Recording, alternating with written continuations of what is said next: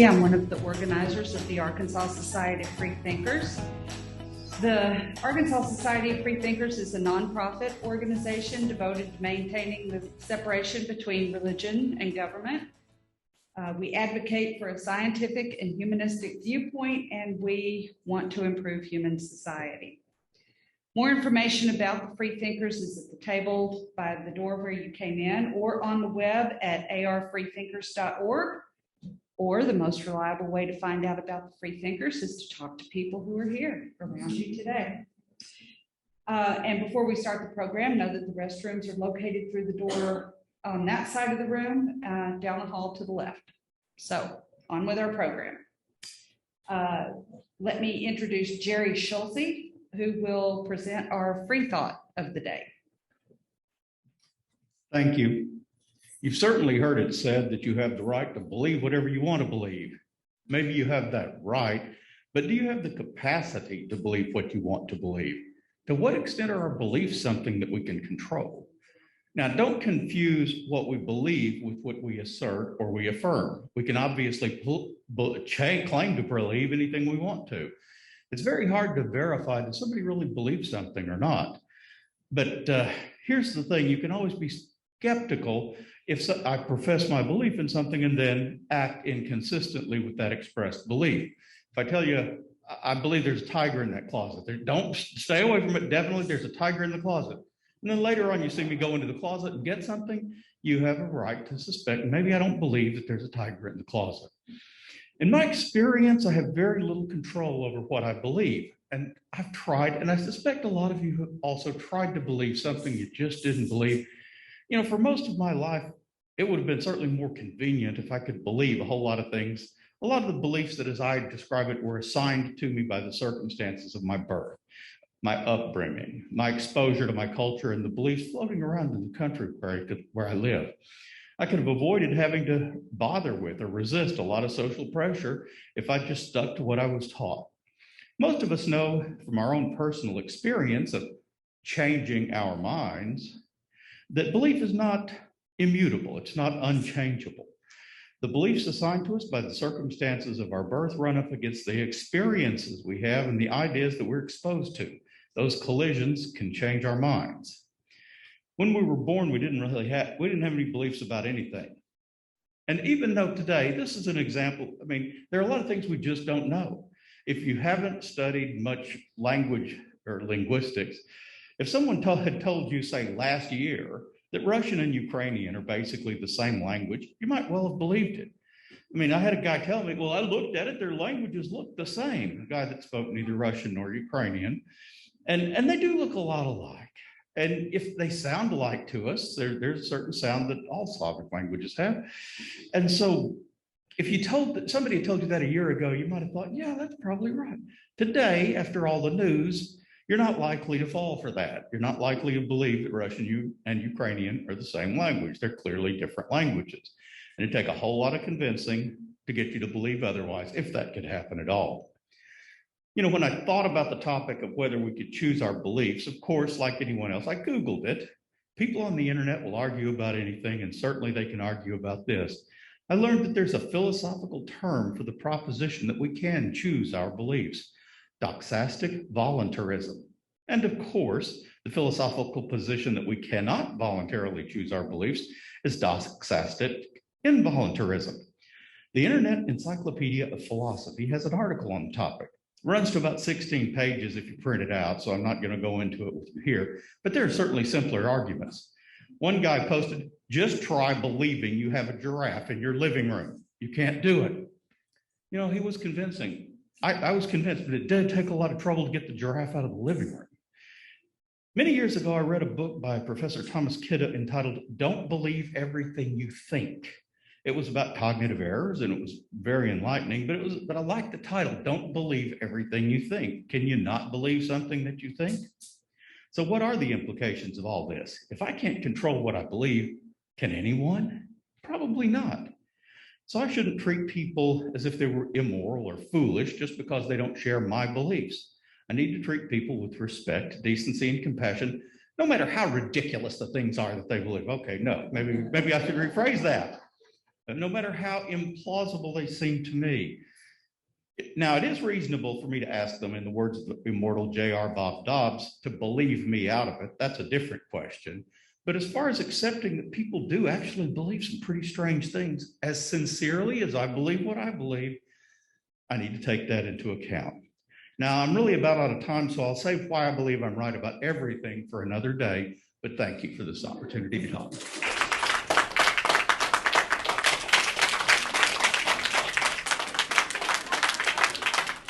Thank you, Jerry. I always like listening to him because he can talk circles around everybody else. The next part of our program is the Skeptic Sidebar. This portion of our meeting addresses pseudoscience, alternative facts, fake news, conspiracy theories, misinformation, and other challenges to conventional wisdom. Liz Forrest is going to present our Skeptic Sidebar today.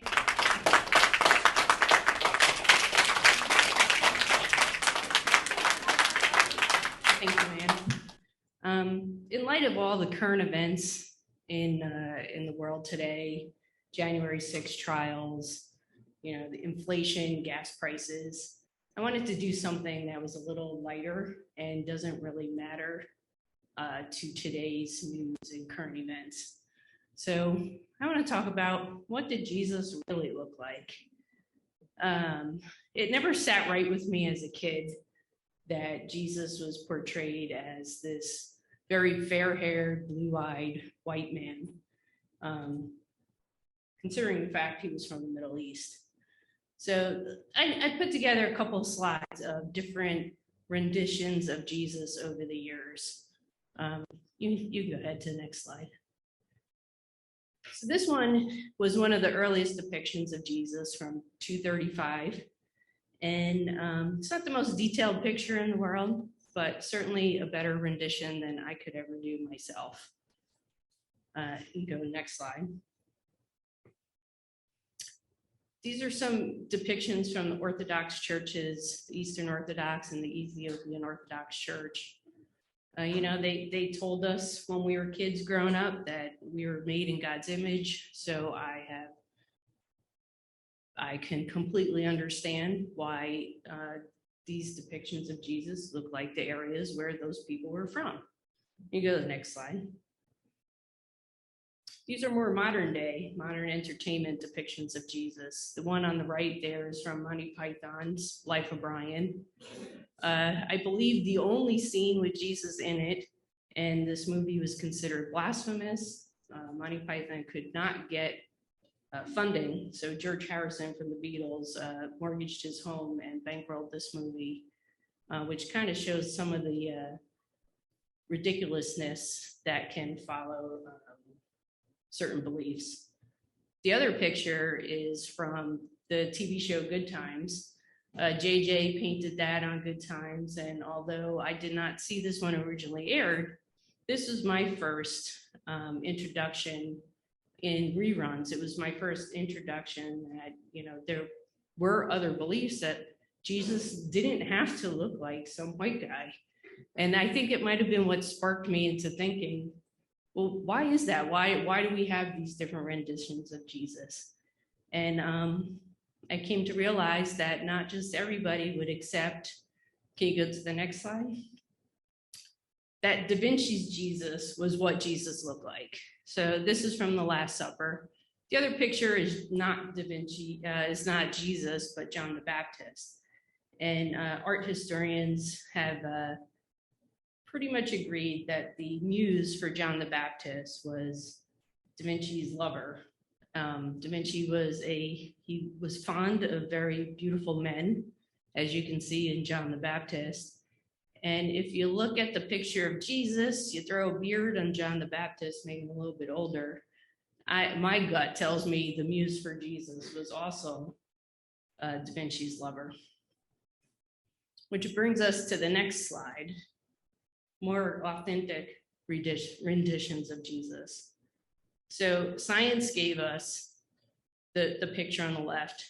Forensic anthropologists reconstructed a bust of Jesus based on skulls from men from the first century Judean that they have found there. And then I'm not even going to try and pronounce this artist's name because I can't, but he prettied them up for us on the right. My belief is he probably looked more like the one on the left. This is what science brought to us. And if you go to the next slide, it's our final slide. We probably never know what he looks like, but based on science, forensic anthropology, archaeology, and historical texts, that one rendition is probably a little bit more accurate than what we've all been brought up on over the past couple of centuries. Thank you.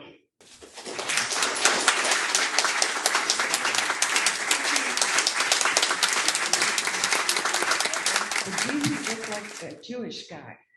Go figure. Thank you, Liz. At each meeting, we invite a local free thinker to share a story about themselves. Today, please welcome Vern Bradley.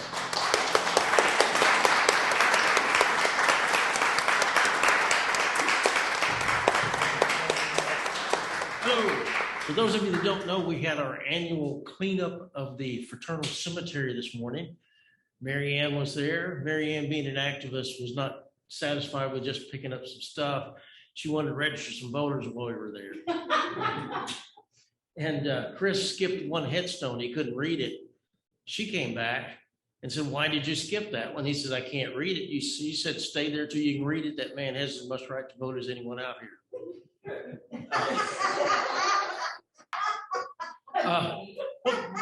My member story today was going to be something entirely different. And then this just occurred to me the other day. I'm in a hiking group. I have a hiking group. I was in another hiking group. It was called, the real name for it was Little Rock Hiking Meetup. Man that founded that's a guy named Charles. Charles is Black. Liberals keep telling us we got to go for a colorblind society where we don't notice that. But honest to goodness, I always thought of Charles as being an Army because he was in the National Guard. I guess still is in the National Guard. Had a commercial job that he did. Thought of him as Army. That's how I always thought of him initially. But one Saturday morning, we went out to walk at Two Rivers Park, and a police officer had the bridge blocked. And so I walk up at the head of the group, and why is the bridge blocked? There's a race today. Well, is the whole island blocked? No, just the bridge. I said, well, we'll be across it in about 2 minutes. He said, can't let you go across it because there's a race coming and they'll be here in a little bit. Didn't occur to me then, but the little trail on the other side was also going to be awfully narrow and they didn't want people on the bikes, but we could have driven around the other one. Charles came up and was begging me not to argue with the guy. He's not going to do anything. And I kept arguing with the cop. Cop kept saying, I can't let you go across. It was nice about it and all that. And I could not understand why this guy, Charles, kept saying, don't argue with him, don't argue with him, until about 3 days later. And it dawned on me, I have never in my life felt threatened when I got stopped by a police officer at a traffic stop, or if I was somewhere where maybe you shouldn't be late at night. I never felt threatened by him. Felt apprehensive. Why is he asking me this? Never felt like my life was at risk. And I'll bet more than once Charles has. And that's when I learned for the first time in my life, only a few years ago, what white privilege was.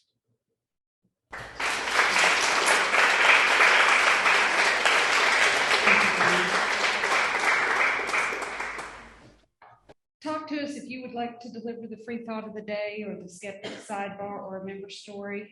We know that everyone in this room has something to share and we want to hear from you. One of the key functions of the Arkansas Society of Free Thinkers is to make friends and connections. Please turn to the people around you and greet them and introduce yourself.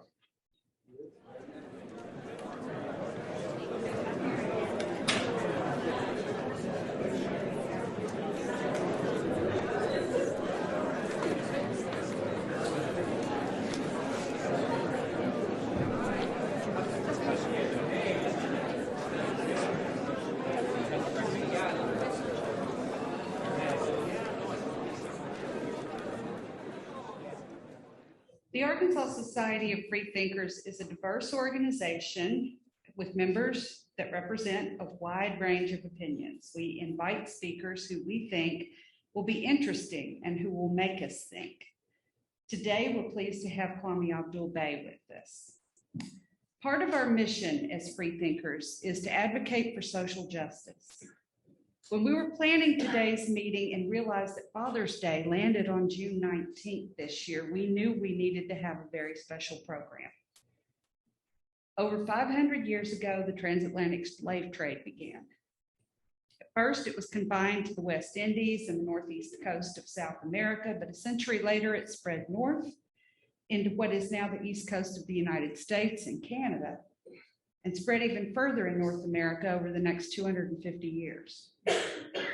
Enslavement of another human being may be the greatest social injustice of all, especially the way the enslaved Africans of the last half millennium were treated.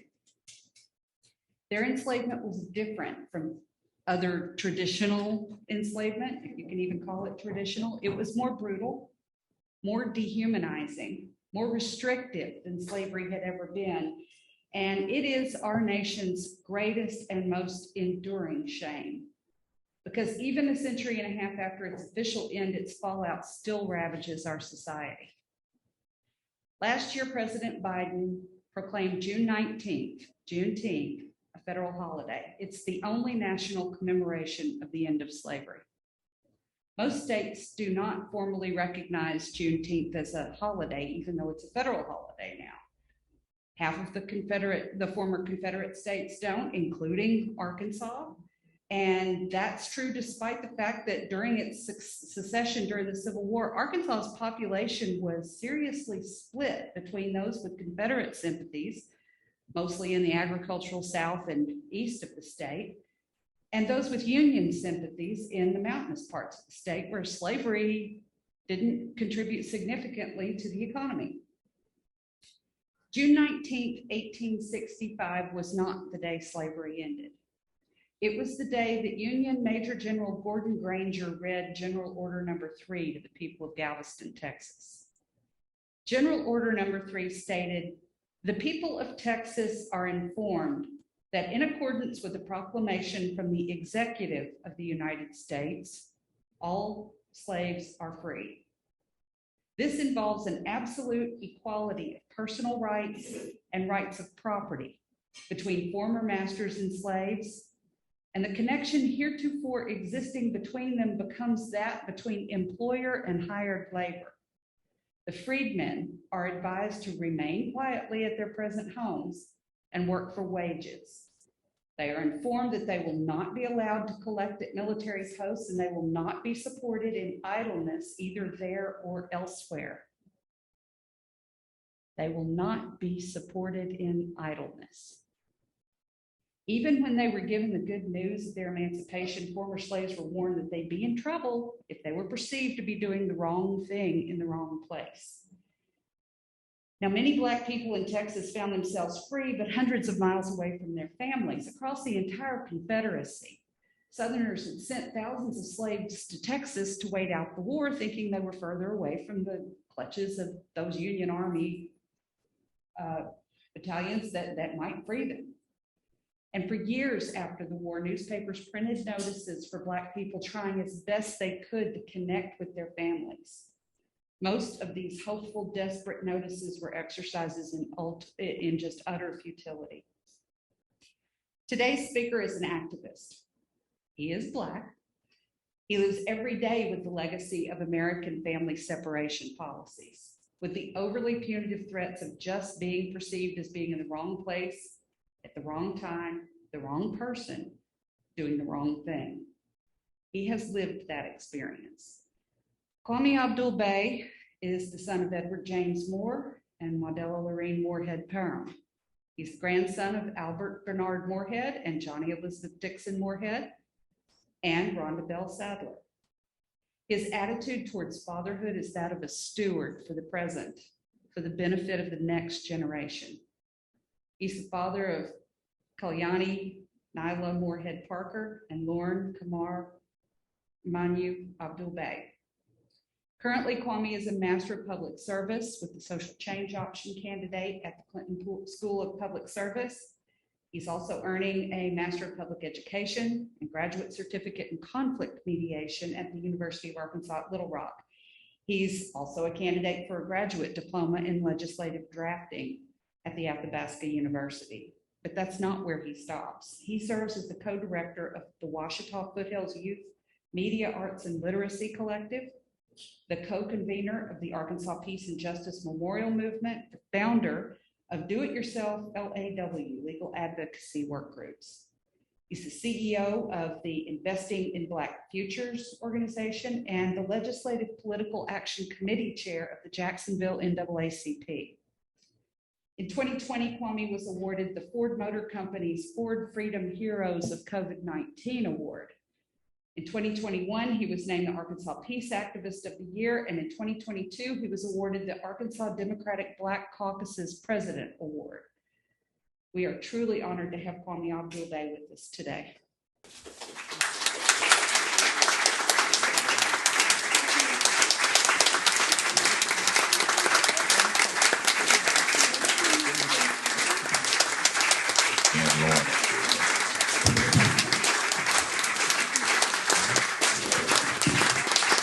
Thank you for the invitation to be here.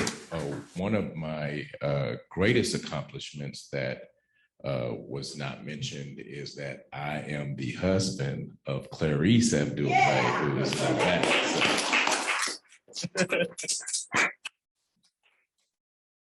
Okay, if you all right. Okay, so stop. All right. So what I'm going to talk about is it was a perfect segue in the conversation about learning about what white privilege really looks like and talking about that proclamation in Galveston, Texas. That proclamation in Galveston, Texas, particularly that last sentence of the proclamation, tells you a lot. It tells you a whole lot, and we're gonna get into that. But I'm going to speak briefly, and I also have 3 short, about 5 to 7 minute videos for us to watch as well. But before we get started, you go ahead and go to my slides. Before we get started, one thing that is vitally important is that we always acknowledge those who came before us. And in this particular land that we're on right now, which we call Arkansas, Pulaski County, Arkansas, there were nations here before Pulaski County existed. And there were people here before we existed and before our grandparents and great-grandparents existed or were in this space. And I'd like to, before I get started, to acknowledge those 4 nations that have had an integral part in making this land that we currently sit on what it is. It is the unceded land of the Caddo, the Osage, the Quapaw, and the Ouachita. So I'd like to make that acknowledgement, and I ask that moving forward that all of you ensure that whenever you do anything, you always acknowledge the Caddo, the Osage, the Quapaw, and the Ouachita, because this is their land. This is their unceded land. They did not willingly turn this land over. It was land that was taken from them. Next slide, please.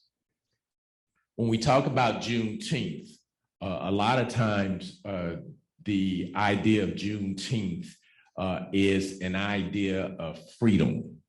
And I want to talk about how even stopping there at freedom is a little problematic, because Juneteenth is actually about liberation. Freedom is something that you are given conditionally based on if you act right, based on if you do everything that you're supposed to do. But what we want to talk about is we want to talk about liberation and how does the promise of Black liberation on this day, Juneteenth, how does that relate to Black fatherhood? There we go.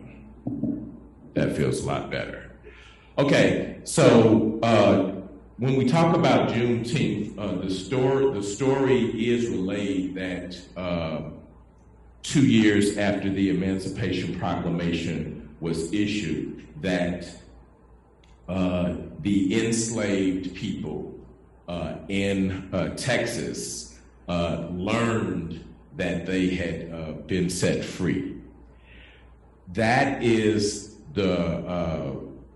that's the ABC, NBC, CBS 60 Minutes version, but that's not quite actually true. As it was mentioned earlier in the introduction, that there were enslaved people from all over the South that had congregated in Texas. First, they congregated in Arkansas, and then they congregated in Texas. And we have to be honest with ourselves, and we have to ask ourselves, well, what was going on? What happened? Why would all of these enslaved people from as far away as Virginia and Florida and the Carolinas, how would they end up in Arkansas and then later end up in Texas? What was going on? What was going on is that the enslavers, those that were true to the idea of the Confederacy, they were fleeing. And in the process of fleeing, they kept going further west. So the Union Army was chasing them west.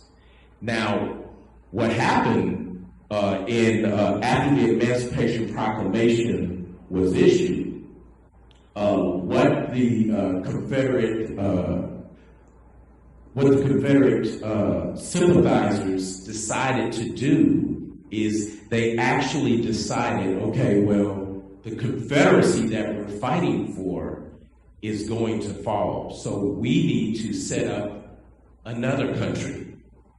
And they decided to invade Texas and Mexico with all of their belongings and with all of their enslaved persons, because they wanted to set up a white priority domination system in Texas and in Mexico and in South America. And what happened in those 2 years is that there was warfare between these white supremacists that had taken over Texas and the Confederate Army and the Union Army. There was a three-way warfare going on. And this is really why it took so long for the enslaved people in Texas to actualize their freedom. It wasn't because they had not heard of the Emancipation Proclamation. Newspapers existed in those days. Matter of fact, the Texas Red River Telegraph Company opened for service on January 5th, 1854. And January 5th, 1854 began transmitting telegraph lines between Galveston and Dallas. So the information of the Emancipation Proclamation was there, but there was a white priority domination guerrilla warfare that was going on that prevented them from actualizing what the Emancipation Proclamation gave to them.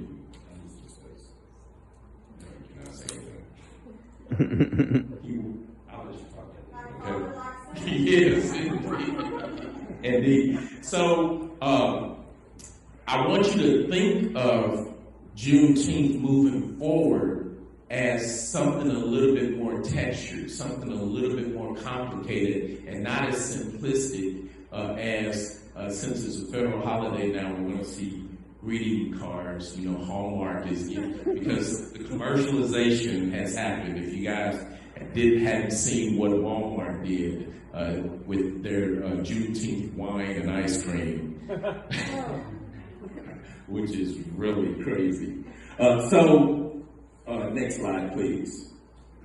When I think of fatherhood, when I think of Black fatherhood, and when I think of how it relates to Juneteenth and the message of Juneteenth, one of the things that I did is I did a lot of reading of formerly enslaved people who had liberated themselves. People such as Frederick Douglass, people such as Harriet Tubman. These people that had liberated themselves, a lot of these formerly enslaved people, after they liberated themselves, they actually took the time to write letters to their former enslavers and explain to their former enslavers why they did what they did. And one of the best letters that speaks to what we're talking about today was the letter that Frederick Douglass sent to his former enslaver. And in getting that letter and reading it, there were several sections of the letter that I wanted to kind of dissect for today. But then I came across one of my favorite hip hop artists, Common, and him doing a rendition of this letter. It's about 5.5 minutes long. And I'd like to give you guys an opportunity to watch his rendition, and then we'll continue after that. Please play the video.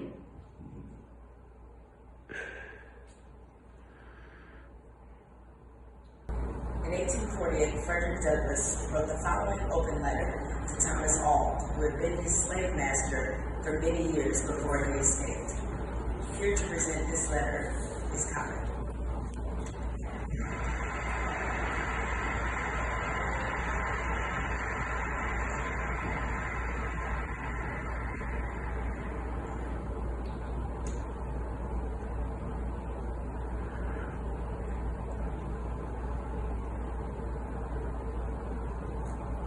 To my old master, Thomas Auld, sir.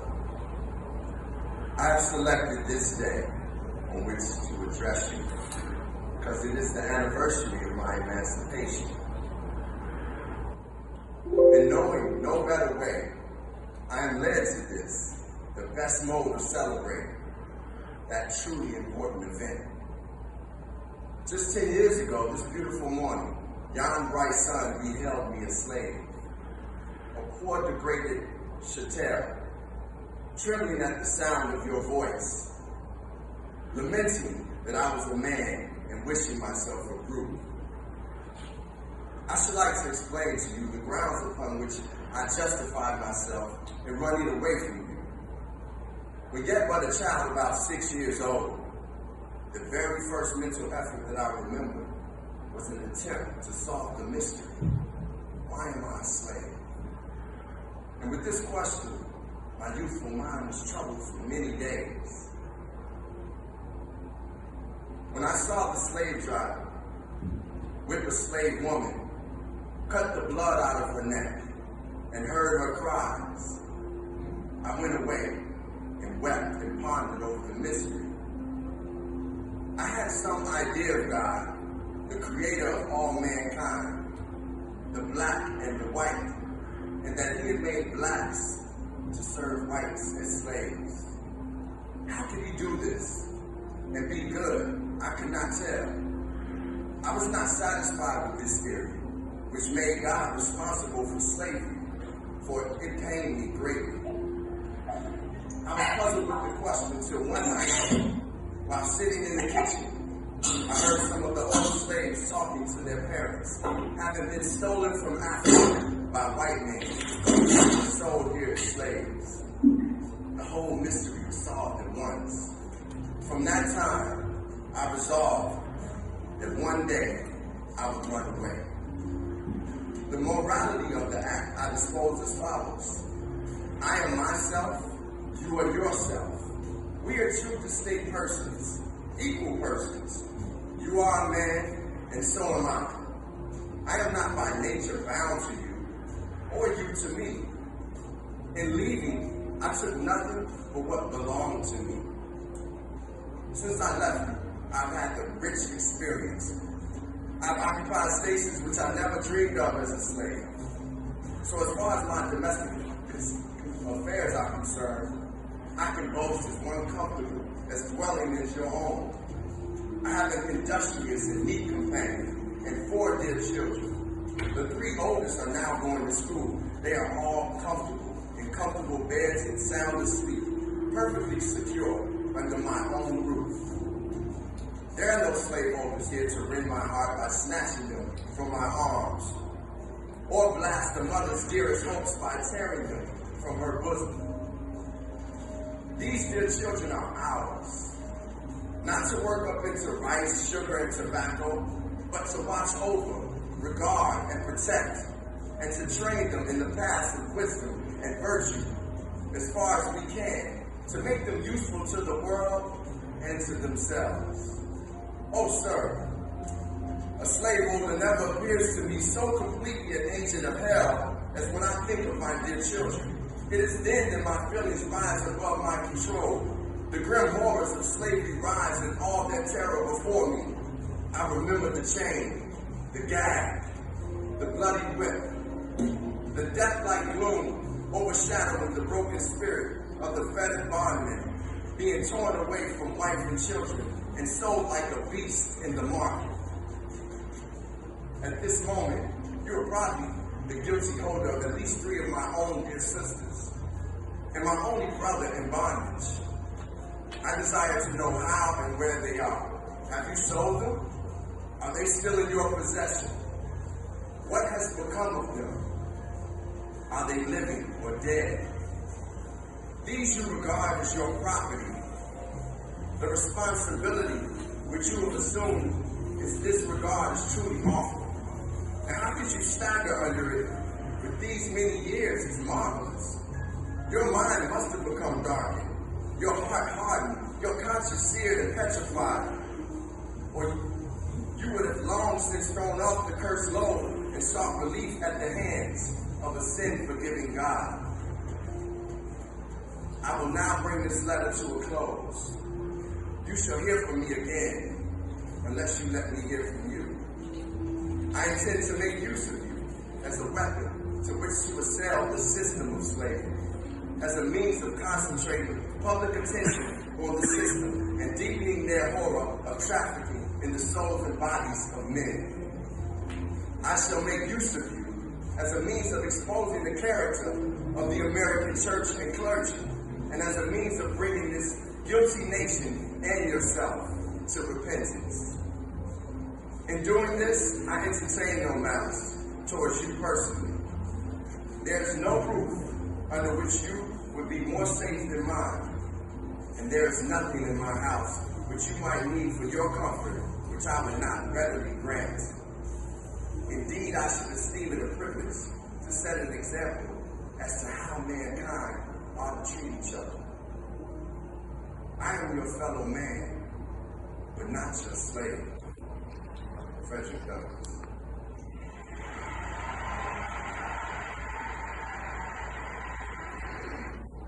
Now, I'm listening to those words, and those words were actually words that were stated in pretty much all of the letters. It talked about the importance of the autonomy of Black life and the earning for the autonomy of Black life. Even more so, it talked about defining himself as a father and being able to give his wife and his children security and being able to control that security. That is what we must discuss when we're talking about Juneteenth. When we're talking about Juneteenth and Father's Day intersecting. What is it that we must do? What is it we must understand when it comes to how the legacy of slavery is still present with us today? The legacy of slavery is still present with us today in how our laws that govern our relationships with our children, our relationships with our family, our relationships between man and wife. And what I want to do is I want to bring it to your attention. What is your goal? What is your role in Juneteenth? It was brought to my attention just a couple of days ago, and I was asked by a classmate of mine at the Clinton School of Public Service, are white people supposed to celebrate Juneteenth? And I had to stop for a second because that's something I hadn't considered. I mean, Juneteenth is a federal holiday now. Me personally, I don't believe it should be a federal holiday. I don't believe it should be a federal holiday because that federal holiday status opens it up to misinterpretations, to commodification, to being minimized, and to just being a day off. Because when you look at Monday, tomorrow, which is the official observance for the federal government of Juneteenth, those people that are off are not the people that are going to be going to work that day to serve those people that are off. So it gets sticky for me when I think about it having that official significance. But it also gives white people an opportunity to first and foremost acknowledge that this means something. We're not here just because. There's a real deep foundation that brought us to this point right now. And as he stated in his letter, Frederick Douglass talked about making himself a weapon of truth. Making himself a weapon of truth against those who would pretend like Black liberation, Black life autonomy is not as important as it should be. Make themselves a weapon from the standpoint of abolition. We have a lot of white people over the last couple of years since the Summer of Resistance that have contacted me and asked me about how they can be an ally. And I explained to them that we don't need allies because slavery did not end when the allies stood up. It ended when the abolitionists stood up. We need abolitionists today. Slavery still exists today. Look at the 13th Amendment for the federal Constitution. It tells you except for. Except means there's a whole category of slavery that still exists today. In the Arkansas Constitution, that same wording is found in Article 2, Section 27. Same exact wording. When we look at the book covers that are on the screen,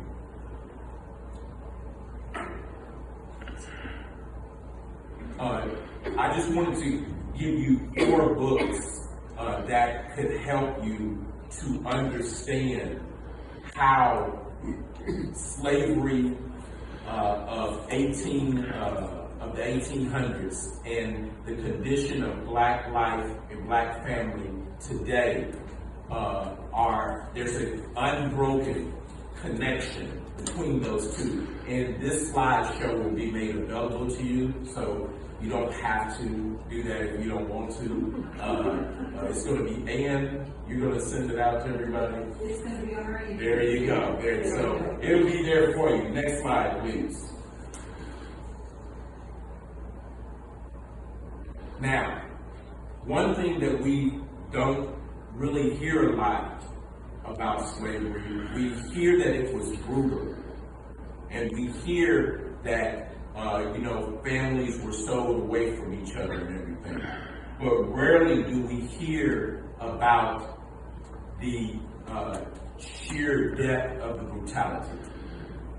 A lot of times when we look at our history books, we don't hear about the breeding farms that were in every single state and how those breeding farms were used not only to create families where the slaves of a certain quality were forcefully mated together to produce the type of enslaved person that that the enslavers wanted. Not only that, but there was a method of breaking the Black fathers and breaking them down to submit, and it was called buck breaking. And the acknowledged way of breaking down the Black men was through continuous daily rape. And that's how they would break down these Black men and get them to finally submit. So that's one thing that we have to think about when we think about Juneteenth and when we think about how it affects and how it reminds us that Black life today is a direct reflection of the atrocities of slavery yesterday. Next slide, please.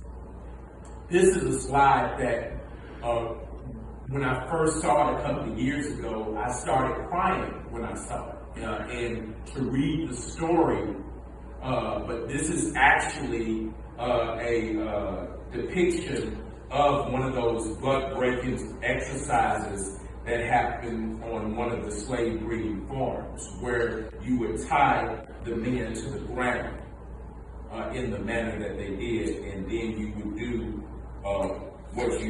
what they did to them. And it's still hard for me to even talk about some of the things. And Clarice and I, we've been working for the last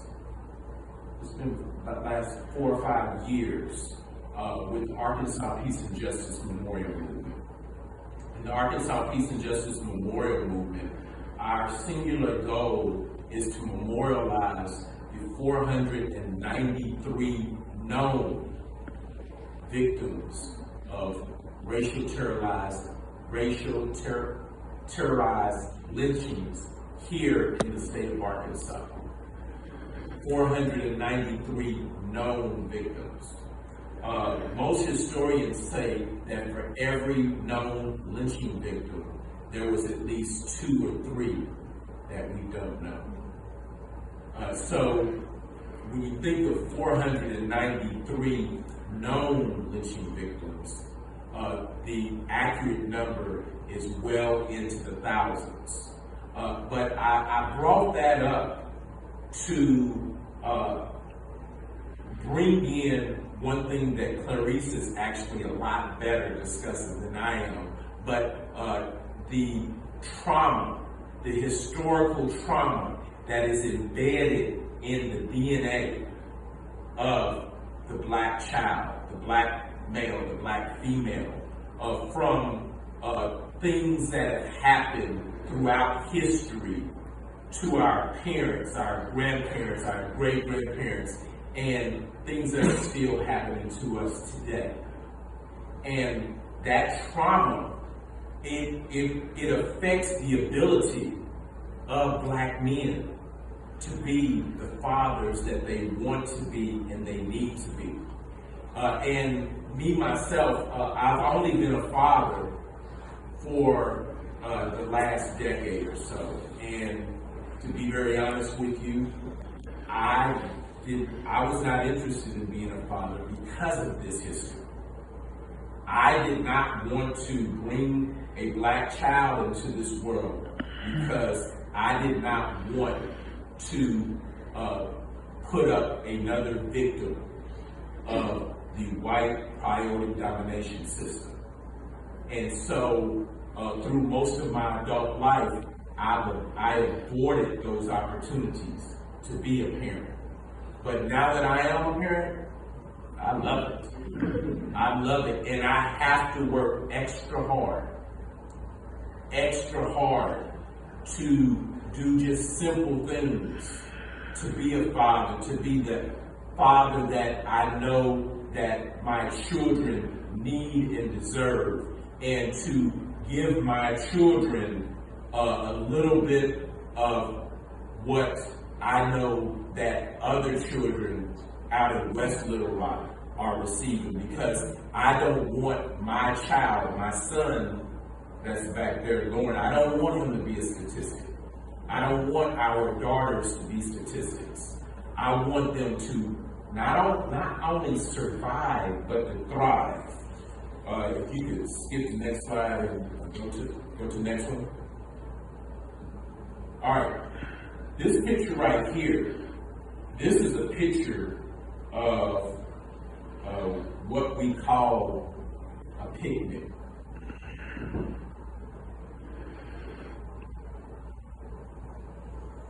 Look at that picture.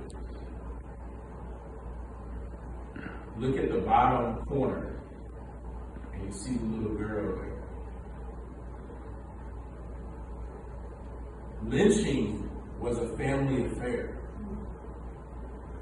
Lynching was an event where you brought your children out and they participated, because it was a way to train your children to feel and think a certain way about a certain segment of society. And I wanted to give you an opportunity to actually see this. We got a call from a young person in Fort Smith about a year ago who actually was going through their grandfather's old photo album after their grandfather had died. And they came across some pictures of a lynching in that photo album, and their grandfather was in the picture. And when we were notified of these pictures, we immediately put them in contact with the Butler Center for Central Arkansas Library System, so that that historical documentation could be properly archived. But in the research that Clarice and I have done on the minimalization of Black life in America, we found that this particular incident that happened with this young lady in Fort Smith was actually more common than we would like to think it is. And so I say that to say again that it is vitally important that we know the history and that we understand the history and that we do something about the history. Let's leave here with a mindset to be abolitionists. It's taken a long time for America to actually admit what has happened to the Black family. Next slide, please.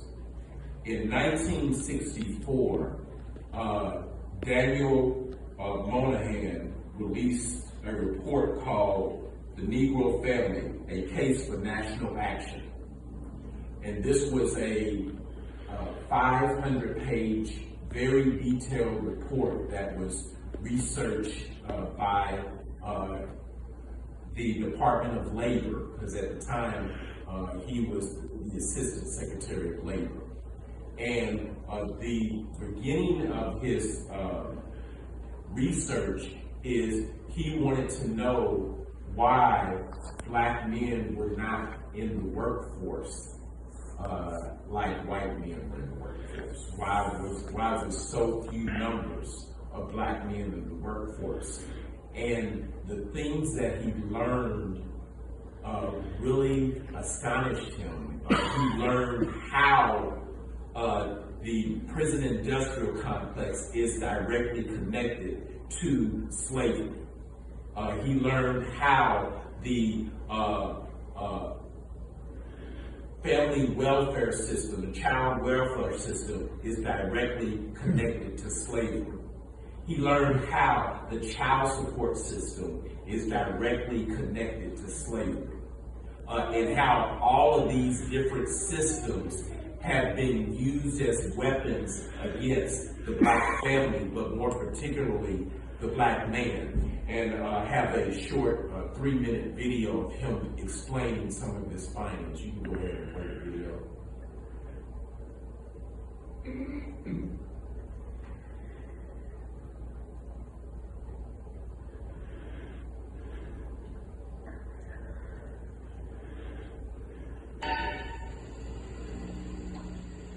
CBS reports, last riot or revolt continues.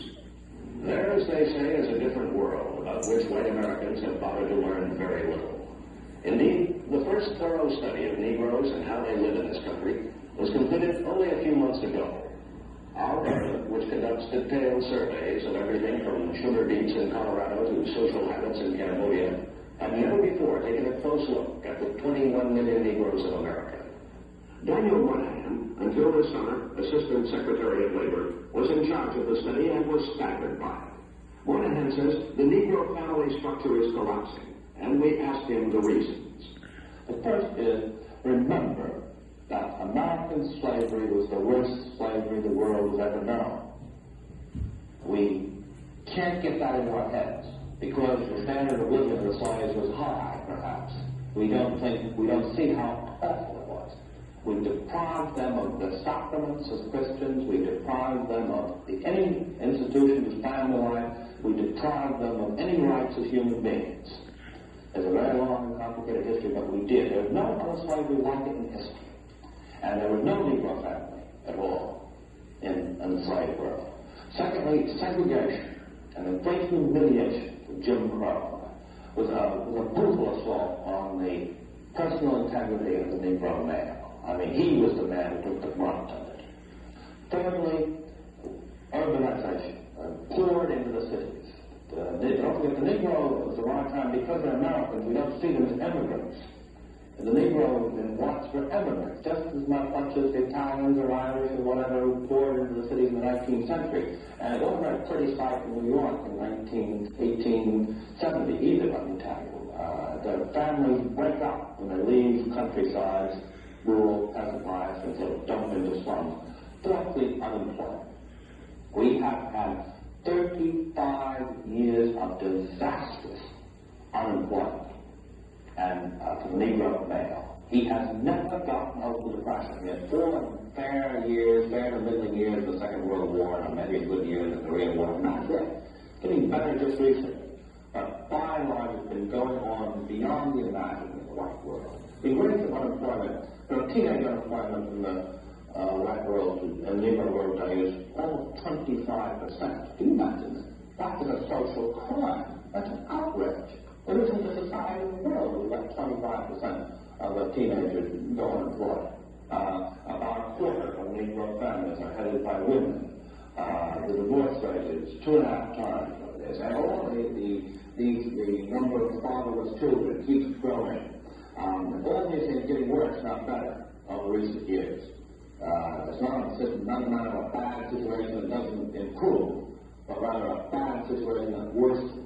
That to get that clear, it's getting worse. How do you learn how to behave? From your father, and your mother, and your older sister, and people around you. Okay. Well, there is no father. Or if he is father, it doesn't work.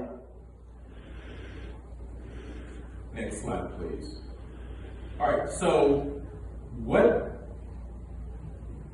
Daniel Monahan did, and this was the first time, is that a U.S. government official admitted to the existence. Where there is no education.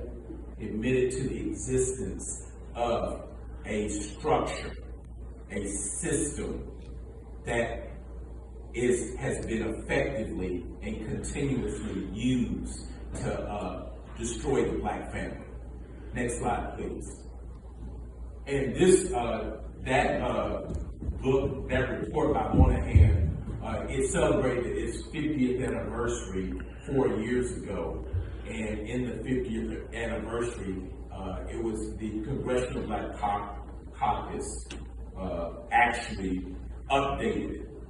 And the sad thing is that the indicators that were found 50 years ago were found to be even worse today. So, where are we at now? We're in an American system where white life is prioritized over black life. We see that everywhere we go. But what do we as black fathers, black men, what do we do to combat that? Well, the first and foremost thing that we do is, next slide, please.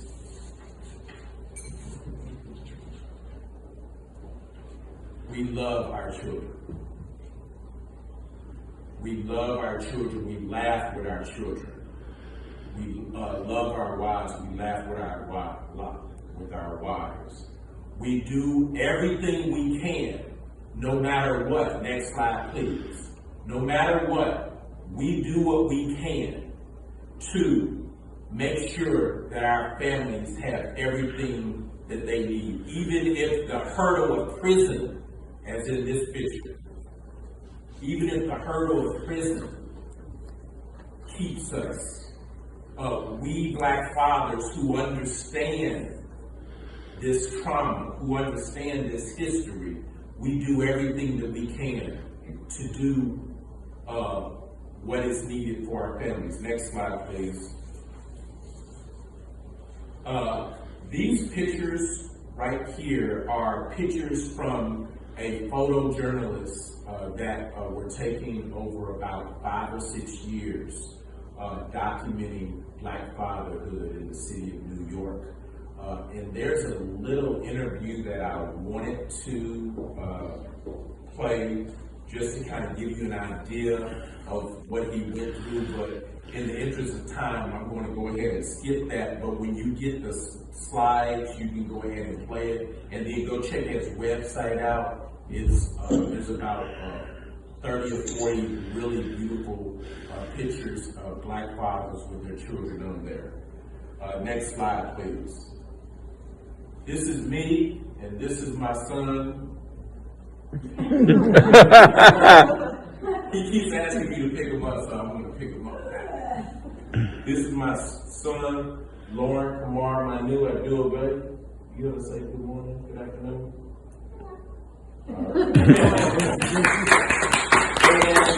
I am thankful to be this guy's father, and I thank that woman back there for being the vessel, the entry into this universe that he chose to come through. And next slide, please.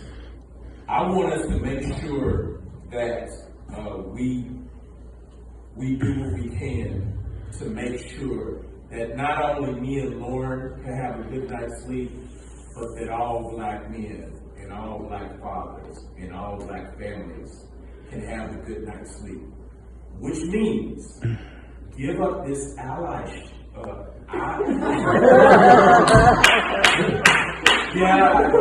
And become abolitionists. Become abolitionists. Be forceful. Be meaningful.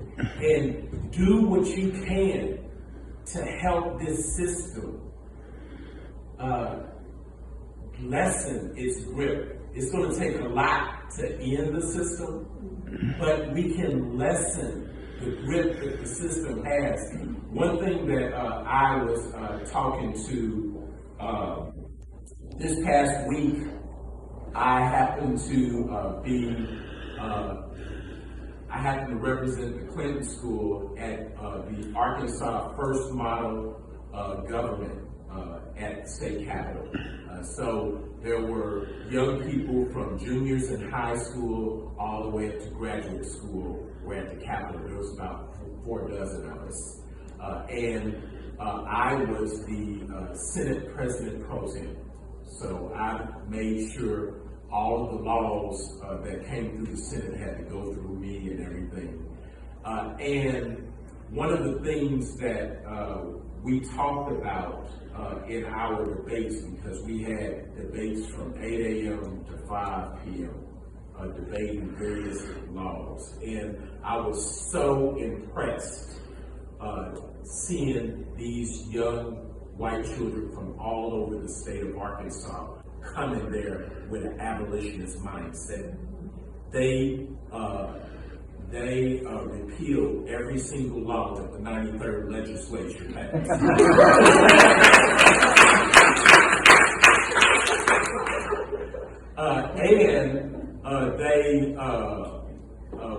They actually amended the Article 2, Section 27 of the Arkansas Constitution and abolished not only slavery in Arkansas, but they abolished private prisons, and they abolished any profiteering on the criminal justice system.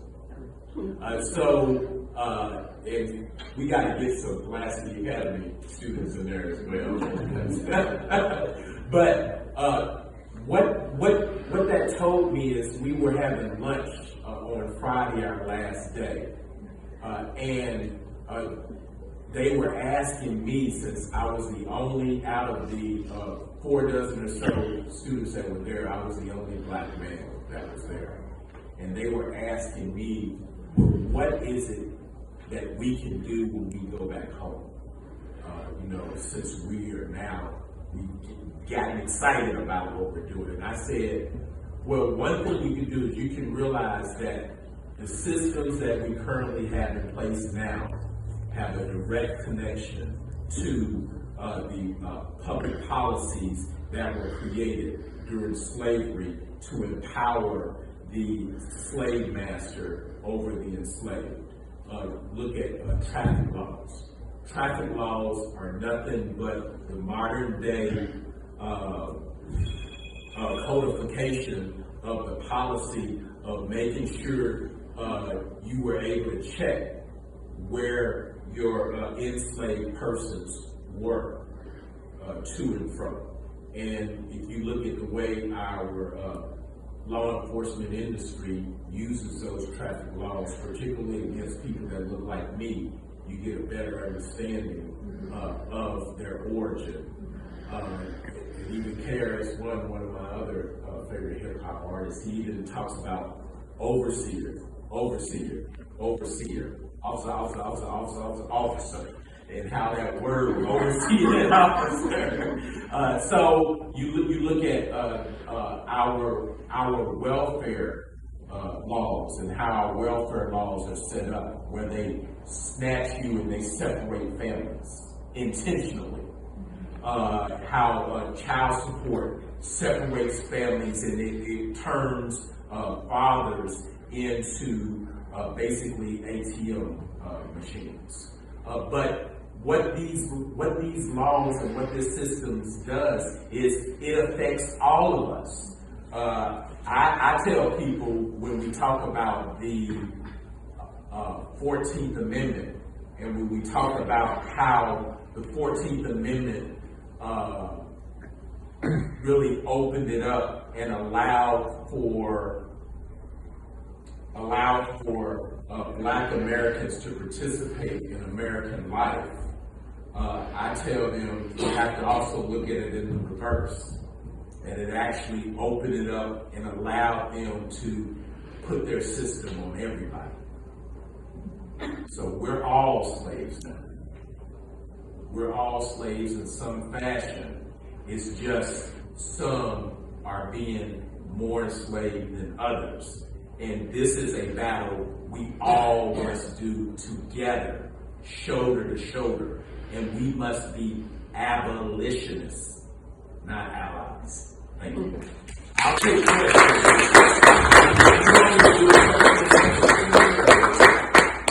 Okay. If we have questions, is there anybody? Mary Ann. I don't know if this mic is working or not. That's okay, I project. I'm a theater person, so I project. Kwame, can you tell me if there's an interconnection between being an abolitionist and being an anti-racist? Yes. You cannot be an abolitionist if you're not an anti-racist. That's what I thought. Okay. I just want to clarify. Indeed. Because that's the first time I've heard of, instead of being an ally, be an abolitionist. Yes.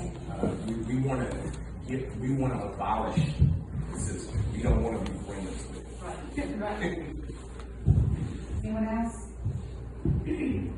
I just have kind of a simple question. When we talk about the child support being directly tied to slavery, just because I've never heard that before, can you talk more about that? What happens is back in slavery times,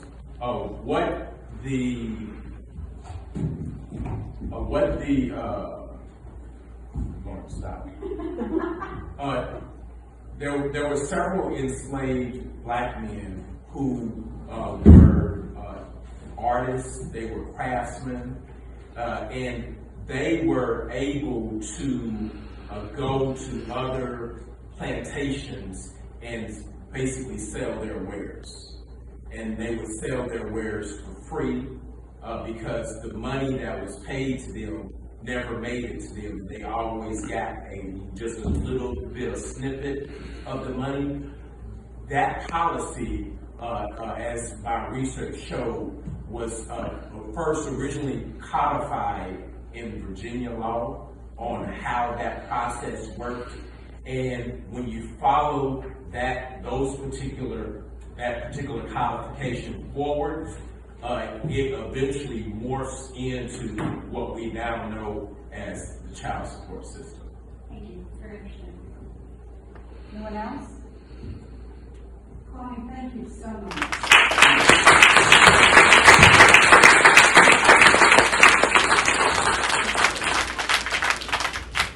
That was amazing. Thank you so much for being here today. We hope you've enjoyed today's meeting. Next month's speaker is not yet determined. We seem to be heading into another COVID surge, so that meeting may have to take place virtually, and that's kind of dictating which direction we go for next month's program. We'll announce it hopefully within a couple of weeks, so please check our Facebook page or meetup.com for updates, or sign up for our email list. We'll let you know that way. We promise not to bombard you with spam. And if you're glad that people in Central Arkansas are organized in a secular community, please consider joining the Arkansas Society of Freethinkers or making a donation. We need volunteers to help with graphic design, with website development, write letters to stop church state violations, and to host events like potlucks, book club, family and child-centered activities. If you have skills or ideas to contribute to our cause, please talk to me after the meeting. Contact us at info@arfreethinkers.org. Get involved and come to some of our other events. The events are on our meetup calendar, meetup.com/arfreethinkers. And we thank you for coming and hope to see you next month. One more question. I should have asked this. When they were repealing all those laws and all those sections of the Constitution, did they repeal the one that prevents atheists from holding office or serving on juries?